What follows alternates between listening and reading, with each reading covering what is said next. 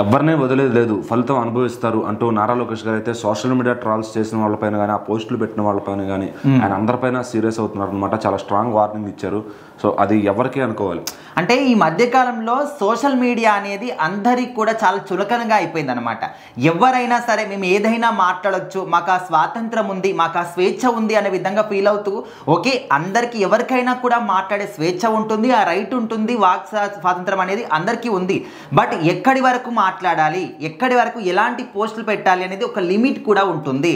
So దాన్ని cross చేసినప్పుడు ఖచ్చితంగా ఇబ్బందులు ఎదుర్కోవాల్సి కూడా ఉంటుంది. సో అదే విధంగా ఇప్పుడు నారా లోకేష్ గారు ఏమంటున్నారంటే, ఎవరైతే సోషల్ మీడియా ప్లాట్ఫామ్స్ని ఉపయోగించుకొని తప్పుడు ప్రచారం చేస్తున్నారో, విష ప్రచారం చేస్తున్నారో, ఎవరైతే ఇప్పుడున్నటువంటి ప్రభుత్వాన్ని అంటే ఈ విధంగా విషం చిమ్ముతూ వాళ్ళ మీద బురద చల్లే ప్రయత్నం చేస్తూ ఉన్నారో ఖచ్చితంగా వాళ్ళందరూ కూడా అనుభవిస్తారు, మీ కర్మకి ఖచ్చితంగా మీరు ఫలితం అనుభవిస్తారు అనే విధంగా చెప్తూ ఉన్నారు.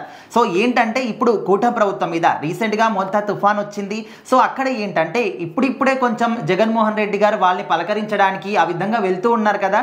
సో ఆయన వెళ్ళడం విషయం పక్కన పెడితే, ఆయన వెళ్ళినందువలన చనిపోకుండా ఉంటే అదే బెటర్ రా బాబు అనే విధంగా మనకు నారా లోకేష్ గారు చెప్తూ, అండ్ ఇక్కడ తుఫాన్ వచ్చినప్పుడు ఇక్కడ సిబిఎన్ గారు కావచ్చు, నారా లోకేష్ గారు కావచ్చు, పవన్ కళ్యాణ్ గారు కావచ్చు, అక్కడ ఉన్నటువంటి మంత్రులు, ఎమ్మెల్యేలు, కార్యకర్తలు అందరూ కూడా వాళ్ళ కోసం ఏ విధంగా పనిచేశారు అందరం కూడా కళ్ళ కట్టినట్టు చూసాం. వాళ్ళకి కావాల్సినటువంటి ఫుడ్ కావచ్చు, వాటర్ కావచ్చు, అండ్ వాళ్ళని ఒక సురక్షితమైనటువంటి ప్రాంతానికి చేర్చడం కావచ్చు.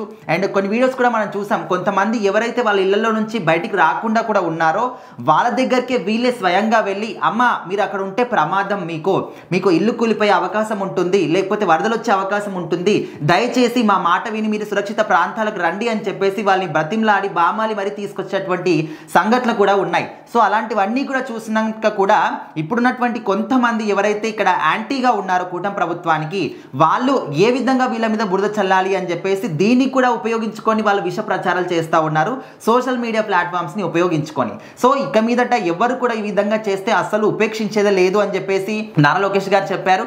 అది ఎవరైనా కావచ్చు, వైసీపీ వాళ్ళే అని కాదు, కూటమిలో ఉన్న వాళ్ళు ఎవరైనా కావచ్చు, అదే విధంగా చేసిన వాళ్ళని కూడా అరెస్ట్ చేస్తాము. సో అందరికీ గుర్తుందో లేదో, వైఎస్ భారతిరెడ్డి గారి మీద ఎవరు అసభ్యకరమైనటువంటి పోస్ట్ పెడితే వాళ్ళని కూడా అరెస్ట్ చేసినటువంటి ఘనత కూటమి ప్రభుత్వానికి ఉంది.